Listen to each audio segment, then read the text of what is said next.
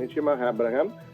இந்திய அளவிலே அதிக அளவு வங்கிகளில் கடன் பெறுவது வந்து நகை கடனுக்காக பெறுகின்ற கடன். அந்த கடன்களிலே அதிக அளவு கடன் என்பது நகை கடன்களுக்காக கொடுக்கப்படுவதுதான்.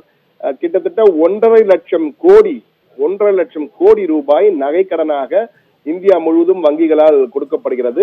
அதாவது அங்கீகரிக்கப்பட்ட வங்கிகளால். இதை தவிர்த்து தனியார் வங்கிகள் இருக்கிறது, நிதி நிறுவனங்கள் இருக்கின்றன.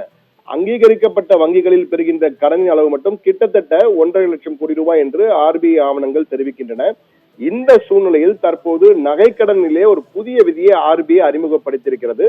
அது என்ன விதி என்றால், ஒரு நகைக்கடன் வைக்கும்போது பொதுவாக நகைக்கடன் வைப்போர் யார் என்றால் அவசர தேவைக்காக பணம் வழங்குவார்கள். நகைகளை வங்கிகளில் சென்று அடகு வைப்பார்கள்.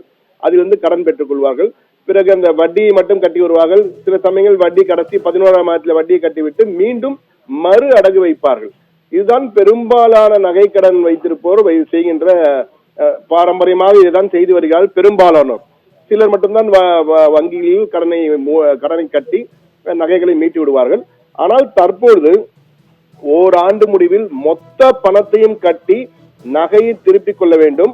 அடுத்த நாள் தான் மீண்டும் புதிய நகைக்கடையை தொடங்க வேண்டும் என்ற புதிய விதியை RBI அறிமுகப்படுத்தியிருக்கிறது.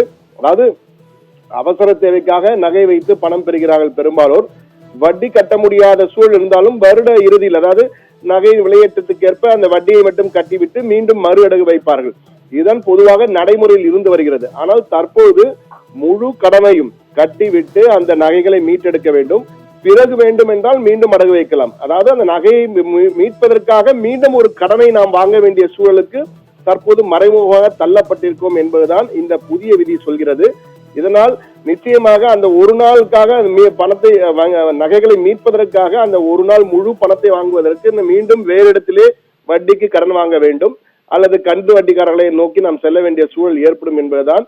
இது பொதுவாக இந்த நகைக்கடன் வைத்திருப்போர் பெரும்பாலும் சாமானியர்கள் தான். அவர்கள் இது போன்ற அவசர தேவைக்காக தான், பணத்திற்காக தான் நகையை கடனாக வைத்து பெறுகிறார்கள். ஆனால் இந்த சூழ்நிலையில் அடகு வைப்பதற்கான நகையை வைப்பதற்கு இது போன்ற ஒரு கந்து வட்டிகாலம் பணத்தை வாங்கி மீட்டெடுத்து மீண்டும் வைக்க வேண்டும் என்ற சூழலுக்கு தள்ளப்பட்டிருக்கிறார்கள் என்பதுதான் அதிர்ச்சி தருகிறது. என்றால் பலர் கடன்களை முடிவுக்கு கொண்டு வராமல் தொடர்ந்து நகைக்கடனை 5 வருடம் 10 வருடம் எல்லாம் வைத்திருப்பார்கள். இதை வாய்ப்பாக கூட நகைகளை மதிப்பீடு செய்வதற்கு காரணம் RBI என்ன சொல்கிறது என்றால், நகைகள் தொடர்ந்து வங்கிகளே இருக்கும் பொழுது நகைகளை மதிப்பீடு செய்பவர்கள் வேல்யூவர் என்று சொல்கிறார்கள். அந்த நகைகளை மதிப்பீடு செய்பவர்கள் சிலர் மோசடி செய்து நகைகளை திரும்ப அடக வைப்பதும், வாடிக்கையாளர்கள் இல்லாமலேயே கடன்களின் மதிப்பீட்டாக மதிப்பிடுவது போன்ற மோசடிகள் எல்லாம் நடக்கின்றன. எனவே நகைக்கடன் பெற்று முதலீடாக கொண்டு குறைந்த வட்டிக்கு கடனை பெற்று அதனை வெளிச்சந்தையில் கூடுதல் வட்டிக்கு கடன் விடுவது நடக்கிறது என்பதால் தான் இந்த புதிய விதியை நாங்கள் கொண்டு வந்திருக்கிறோம். மோசடிகளை தடுப்பதற்காக தான் கூறியிருக்கிறார்கள். ஆனால் இது மோசடிகளை தடுப்பதை விட கந்து வட்டிக்காரர்களிடம் இந்த சாதாரண மக்கள் மாட்டிக்கொள்வதற்கான வாய்ப்புகளை தான் அதிகம் ஏற்படுத்தும். என்றால் அவர்கள் ஆசைப்பட்டு வாங்கிய நகைகளை அடகு வைத்து கடனாக வங்கிகளில் கடன் பெறுகிறார்கள். ஆனால் தற்போது திடீரென முழு நகைகளை மீட்டெடுக்க வேண்டும் என்றால் நிச்சயமாக அவர்களிடம் பணம் இருக்க போவதில்லை. அவர்கள் அதற்காக மேலும் ஒரு வட்டியை வாங்குவார்கள்.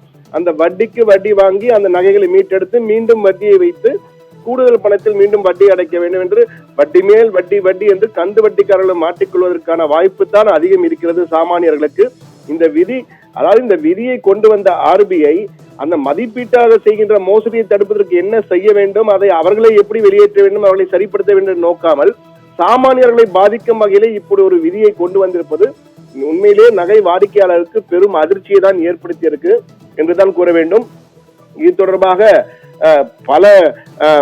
பல வங்கிகளில் இருந்து நமக்கு தொடர்ந்து பல வாடிக்கையாளர்கள் பாதிக்கப்பட்டவர்கள் எல்லாம் இது இப்படி இருக்கிறது, நாங்கள் என்ன செய்ய வேண்டும் என்றெல்லாம் குழப்பி பல தொலைபேசி அழைப்புகள் வந்து கொண்டிருக்கின்றன.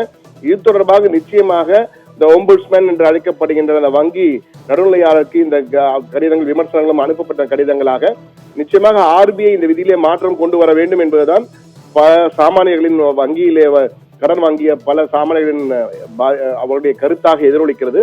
நிச்சயமாக இதற்கு ஒரு தீர்வு கிடைக்கும் என்ற எதிர்பார்ப்பு தற்போது அனைவரும் இருக்கிறது. ஆனால் RBI என்ன செய்ய போகின்ற பொறுத்து தான் நாம் முழுமையாக சொல்ல முடியும். ஆபிரகாம்.